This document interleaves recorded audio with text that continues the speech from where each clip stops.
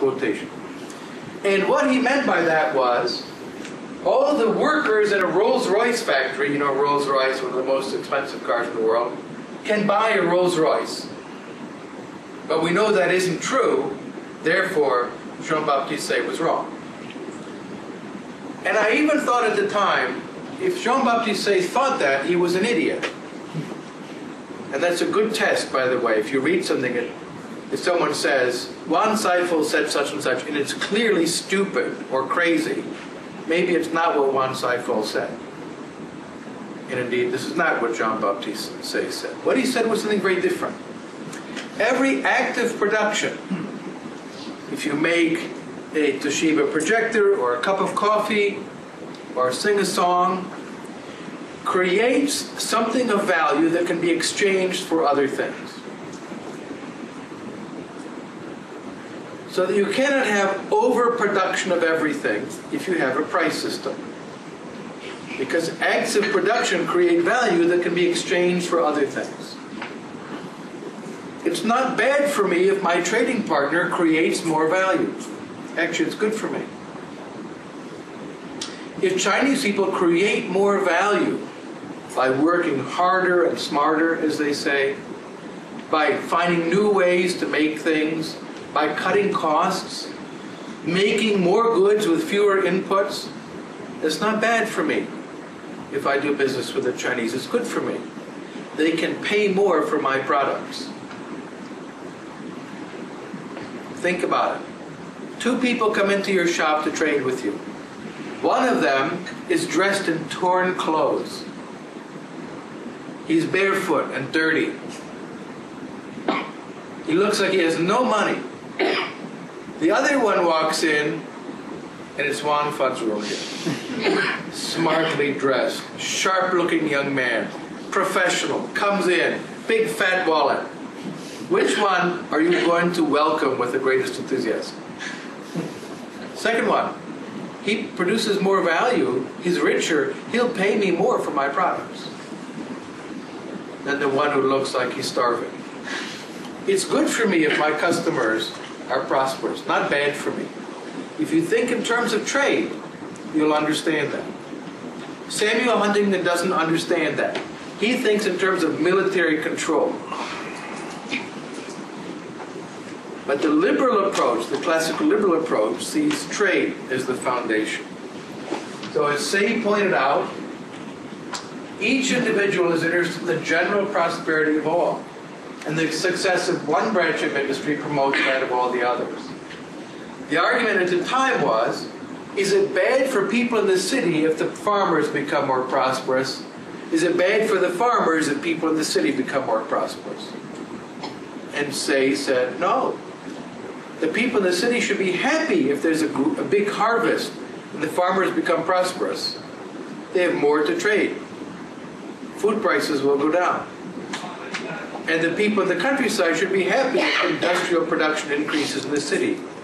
The cost of those industrial products, clothing and manufactured goods, will go down for them. And he says then, the position of a nation in respect of its neighbors is analogous to the relation of one of its provinces to the others, or of the country to the town, and has an interest in their prosperity, being sure to profit by their opulence. In a series of letters that he had with Thomas Malthus, pardon me, they had an ongoing correspondence and debate. He says, if you had a ship full of goods, French products, you took them to America. This is written about the year 1811. Would you rather take them now to Philadelphia or 200 years ago? 200 years ago, there was no Philadelphia. It was just a place next to a river. How much would the people there be able to pay for your goods?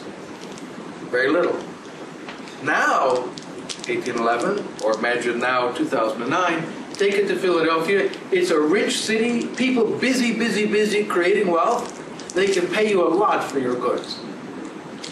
You should be happy that Philadelphia is richer and more prosperous today than it was in the past. They can pay more for your goods. What's good for them is good for you as well. It has also an additional benefit in that it tends to create peace. A famous statement, where goods cannot cross borders, armies surely will. And trade tends to create parties on each side of a border, we have a border here, who have some interest in maintaining peace. It's not a guarantee. Nothing in life is a guarantee. But it makes war less likely. And that's a good thing. The political science literature is quite rich on this now. A great deal of research being done showing, I think conclusively, that trade promotes peace. And protectionism tends to lead to war. I'll end with a few points which we can discuss later as we're running out of time, about envy. It's a very important topic in psychology. There are a number of interesting studies that have come out recently. Some people distinguish different kinds of envy. Benign envy. I think Juan Fazrul's tie is so gorgeous, I'm going to work hard to buy one just like it. Where did you buy that? Park Central. It's a mall. I'll go there. Give me the address, I'll go buy it. You already have a red tie. Yeah, but it's not as good as that. I mean, if we stood together, you'd see. So that's a kind of benign or non-harmful. I see what he has to say. I want to be like that. And I'll work hard to go get that. But there's another malignant or harmful kind of envy, the one that is normally designated envy. I see through the resentment at the redness of his tie, at the bitterness of his tie. I don't want him to have it. And I will hurt him.